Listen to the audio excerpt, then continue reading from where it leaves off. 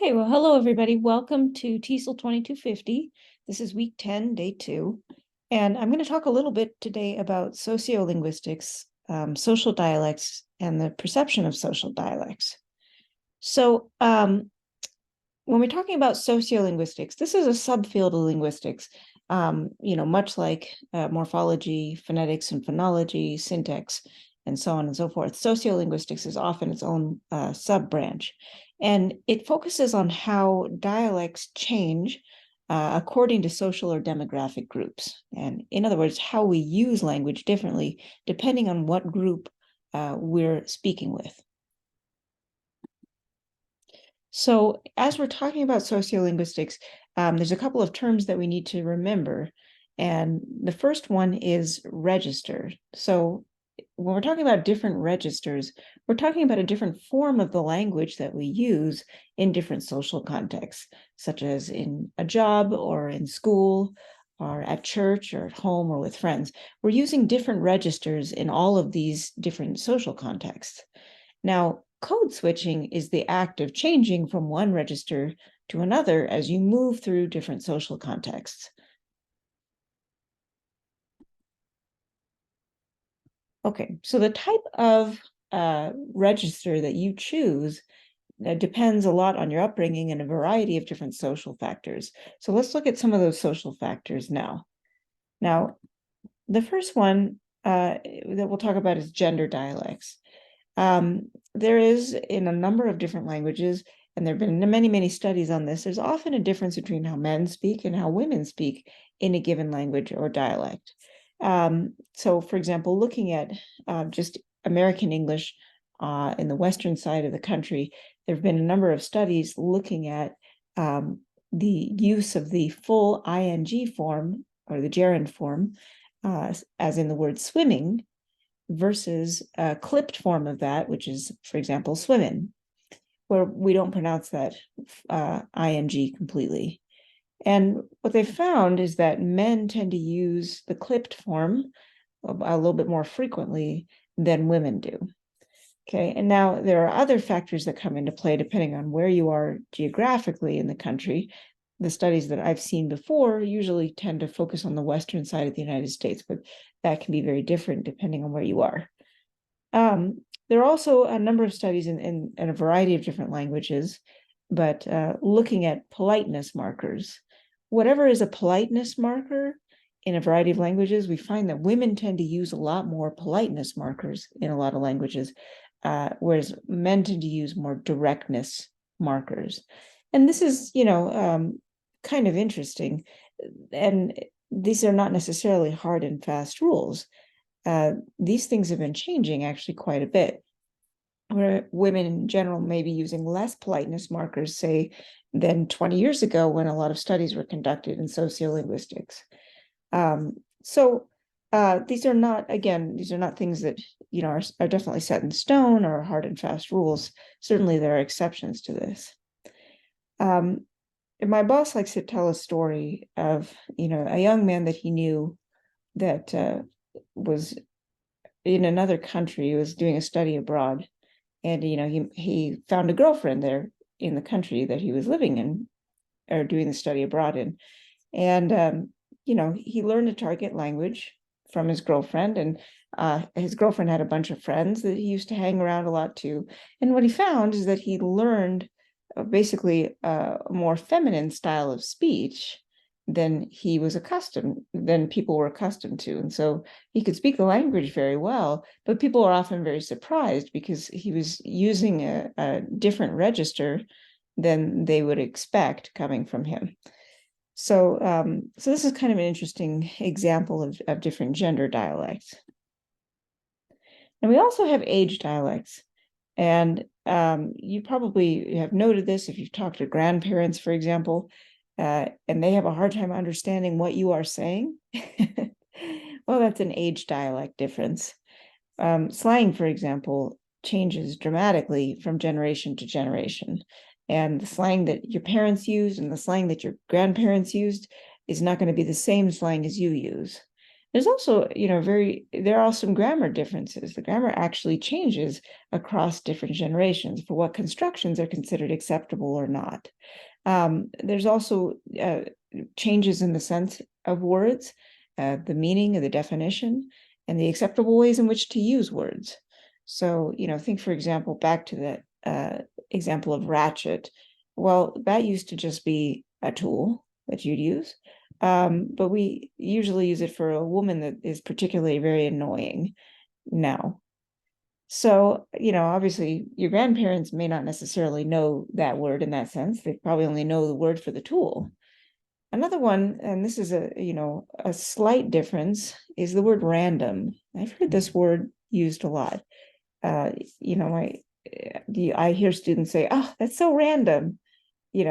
You do something that's just kind of unexpected or strange. They've used that before.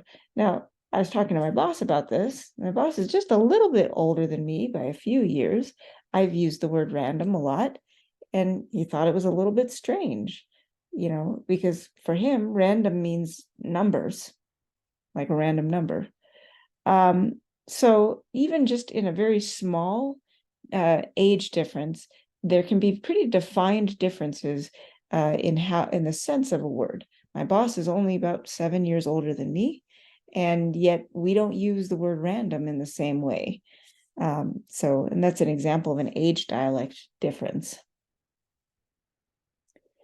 Okay, so we also have education or occupational dialect factors. So I'm always kind of struck by the register of American academics.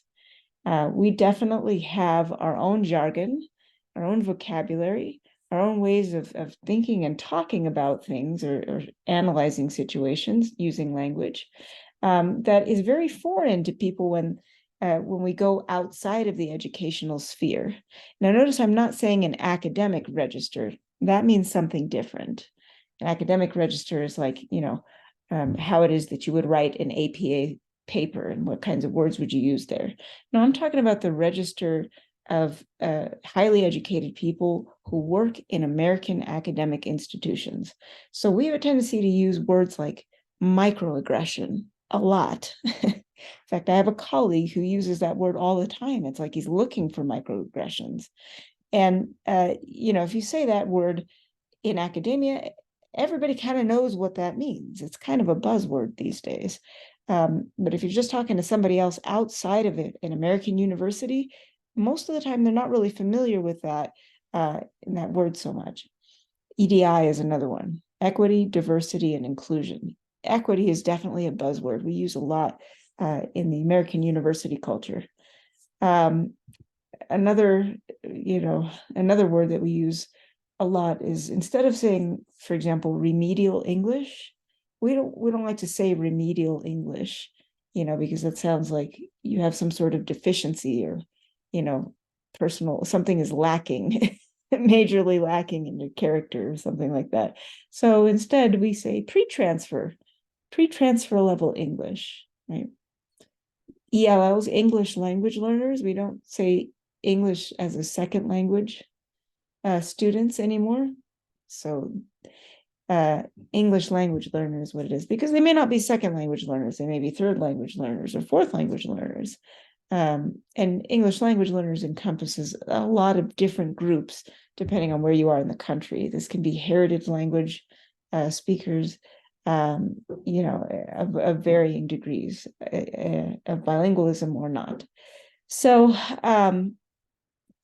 we do have, and I could go on and on about the Register of American Academics. It's always very striking to me whenever I do leave the American University and I'm just talking to somebody in another field, and I'll use a term or, I'll use a sentence to describe something, and they completely understand that differently, or they don't understand it at all. And it's because I've been saturated with the American Academic Register, as you are probably too, being a student. So finally, there are some cultural dialects as well too.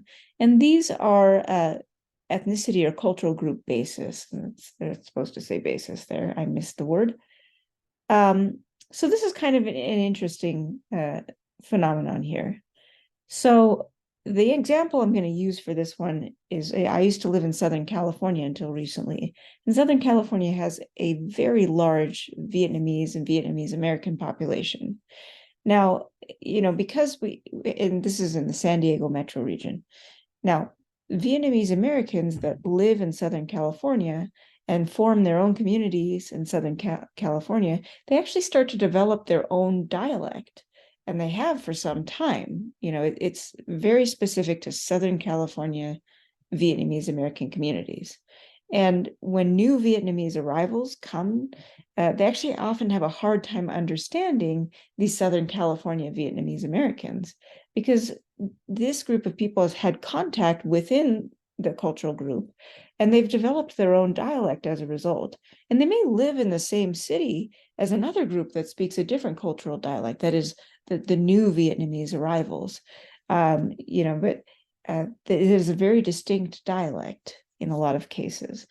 There's often a lot of mixing with English, a lot of new terminology that's developed to describe things that are here in the United States that may not have existed back in Vietnam. And I have a number of friends from this community too. And, it is often interesting to hear their reflections when they have a family member that comes over for the first time, and has such difficulty understanding what people are talking about. So, these are cultural dialects. Now, I want to distinguish this from regional dialects, where there's actual physical geographic separation between different dialects, like we talked about before in previous videos. Now, cultural dialect, right, can sort of exist within the same city as other dialects that are similar.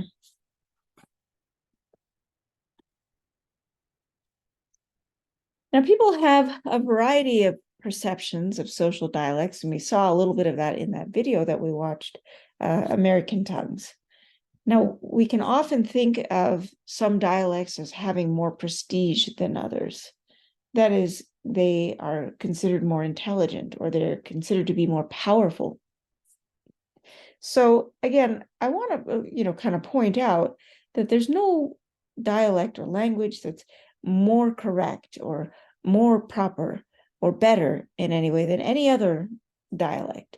Nevertheless, that isn't going to stop people from perceiving different dialects in certain ways. And you probably thought this at some point in time, or you've probably encountered people who have perceived different dialects as being more prestigious, less prestigious, more correct or less correct, more warm or more distant, right? And we all kind of fall prey to these kinds of perceptions of social dialects. It happens. But I do want to emphasize again, there's no difference in the prestige or correctness. It's a social value that we assign to it. So, for example, when we think about prestige, a lot of people find the received pronunciation of British English to be a very prestigious dialect. They say, oh, yeah, it's. And then oftentimes that also overlaps with correctness too. Many people will point to the RP pronunciation or received pronunciation as being more correct. Well, no grammar or system of grammar is more correct than any other system of grammar. It's just simply a different system. So there's another, especially when you're looking at dialects in the United States, there's also some facets of warmness, right? Some people might say, oh, okay, well, that dialect, it seems more warm. The person speaking it is more approachable. And a lot of times, some of these categories are overlapping. They're not necessarily mutually exclusive. So, these are just a few of the different perceptions of social dialects. Remember that these are social constructs and they don't have anything to do with the actual language system of the dialect. Okay, so that's just a short video for today. Again, we talked about sociolinguistics. We looked at a few different social dialects and some very brief perceptions of social dialects. We're going to get into perceptions of social dialects a lot more when we start to view our second documentary next week. Thanks for tuning in and have a great day, everyone.